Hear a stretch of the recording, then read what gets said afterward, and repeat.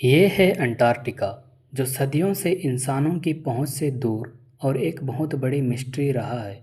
चाहे वो blood waterfalls हो, मिस्टीरियस एनिमल्स हो, या अंडरग्राउंड झील या बर्फ के नीचे दबे हुए शहर, जो अंटार्कटिका के बारे में आज भी कई मिथ्स और मिस्ट्री बना हुआ है। अंटार्कटिका दुनिया का वो अकेला कॉन्टिनेंट है जहाँ कोई इंसान नहीं रहता, क्योंकि यहाँ पर टेम्परेचर -90 डिग्री सेल्सियस तक चला जाता है। इसके साथ साथ यहाँ पर 300 किलोमीटर प्रति घंटा की स्पीड से बर्फ के तूफान भी आते हैं।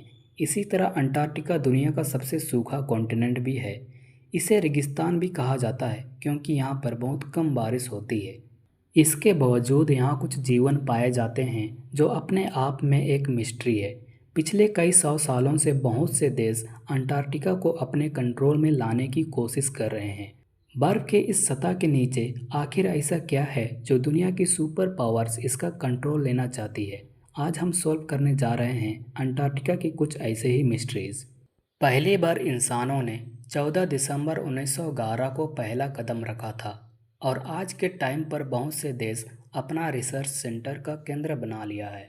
सबसे पहली और बड़ी मिस्टीरियस डिस्कवरी यह है कि किसी ज़माने में अंटार्कटिका पर बर्फ नहीं बल्कि घने जंगल थे। इंपीरियल कॉलेज ऑफ लंदन के साइंटिस्ट के मुताबिक उन्हें यहाँ फॉसिल लकड़ी मिले, जिससे पता चलता है कि करीब 90 मिलियन साल पहले अंटार्कटिका एक गर्म कॉन्टिनेंट था जहाँ पर घने जंगल होते थे। इसके अलावा उन्हें यहाँ कुछ ऐसे जीव के फॉसिल्स भी मिले जो सिर्फ गर्म इलाके में होते हैं। अंटार्कटिका के बारे में दूसरी बड़ी और मिस्टीरियस डिस्कवरी यह थी कि इस 3 किलोमीटर की बर्फ़ के नीचे 400 झीलें हैं जिनका अपना ही इकोसिस्टम है। वहाँ पर ऐसे ऐसे समुद्री जानवर हैं जो पूरी दुनिया में कहीं नहीं होते हैं। इसी तरह अंटार्कटिका पर एक और चीज़ है जिसने बहुत से खोजी को बहुत सालों तक हैरान किया हुआ है। वो ये खूनी झील है। ये वाटरफॉल्स ऐसे हैं जैसे बर्फ़ से खून निकल रहा हो। मगर हाल ही में साइंटिस्ट ने यह डिस्कवरी की है कि इस पानी में बहुत ज़्यादा आयरन है और इसलिए जब यह पानी बाहर आता है तो ऑक्सीजन और धूप की वजह से पानी में मौजूद आयरन ऑक्सीडाइज होता है और इसका कलर बिल्कुल जंग जैसे हो जाता है। अंटार्कटिका के बारे में तीसरी सबसे बड़ी मिस्ट्री ये है कि इस बर्फ़ के नीचे कोई बड़ा सिविलाइजेशन है। बहुत से लोगों ने यह क्लेम किया है कि यहाँ पर एलियन स्पेसशिप भी दिखी है। 2016 में गूगल अर्थ पर अंटार्कटिका में बहुत से ऐसे अनयूजुअल एक्टिविटीज़ रिकॉर्ड की गई हैं जहाँ इन्हें एलियन यूएफओ कहते रहे हैं। वहीं बहुत से लोग अमेरिका और दूसरे कंट्रीज़ के सीक्रेट ऑपरेशन बताते हैं। अब तक बहुत से देशों ने यहाँ अपना रिसर्च स्टेशन सेटअप किए हैं। अंटार्कटिका में 500 बिलियन बैरल्स के नेचुरल गैस और ऑयल्स के रिजर्व हैं। साइंटिस्ट के मुताबिक दुनिया का 15% कार्बन एमिशन ओशंस एब्जॉर्ब कर रहा है और ग्लोबल वार्मिंग के साथ साथ इस ओशंस की इम्पोर्टेंस बढ़ती जा रही है, क्योंकि यहाँ पर जमी हुई बर्फ़ पिघल रही है और बर्फ़ के पिघलने से बहुत से खजाने अब बाहर आ रहे हैं।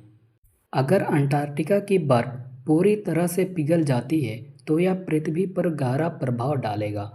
समुद्र का स्तर बढ़ेगा, जिससे समुद्र का स्तर लगभग 60 मीटर तक बढ़ सकता है।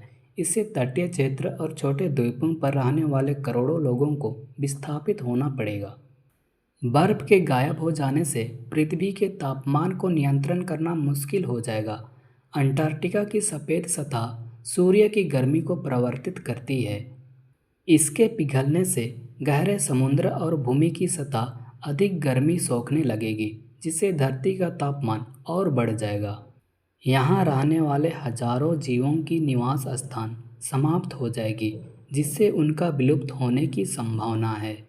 अंटार्कटिका की बर्फ को पिघलने से बचाने के लिए हमें ग्लोबल वार्मिंग और जलवायु परिवर्तन को धीमा करने की दिशा में ठोस कदम उठाने होंगे, जैसे ग्रीन हाउस गैसों को कम करना, जंगलों की रक्षा करना और ज़्यादा से ज़्यादा पेड़ लगाने की ज़रूरत है। वीडियो कैसा लगा कमेंट करके ज़रूर बताएं और आप नए हैं तो चैनल को सब्सक्राइब कर लें। धन्यवाद।